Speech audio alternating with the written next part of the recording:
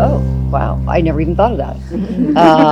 First of all, I don't know anything about, I'm not online. I don't have any socials, so I have no idea what's going on there. You have no. No, I have no crazy. idea. Lucky you. Yeah, I feel very lucky that I've escaped the selfie generation and that whole phenomenon. Actually, I think it must be very confusing and rich. At the same time, there's a democratization that the digital world landscape has brought, where a kid who's growing up in Alaska in a tiny little town that doesn't have, all he's got is Wi-Fi, but he doesn't really have any connections, can have the entire world at his or her fingertips. Like, that's extraordinary. They also have no protections, though. Right. And I really wish, as always, it takes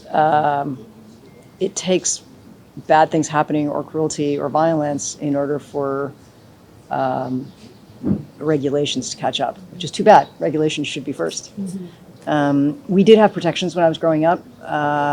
We had the child welfare laws and all that kind of stuff, and they were actually quite vigilant when I was growing up. I went to school on set, and at a certain amount of hours, they couldn't pull me out under 20 minutes. I had to have 20 minutes, so I'd have 20 minutes of math, then I'd work, and then I'd have 20 minutes of science, and I'd work.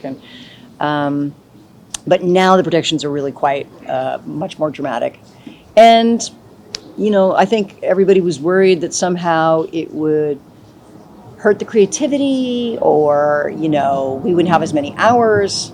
We managed to make wonderful films with all those protections, so they were wrong. So yeah, I don't really know enough about the digital landscape to pretend to be an expert on that one. But if there are people that are underage that are working, yeah, they deserve to be protected, not just from the obvious stuff, but from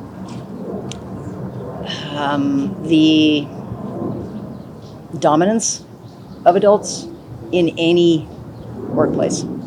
Yeah.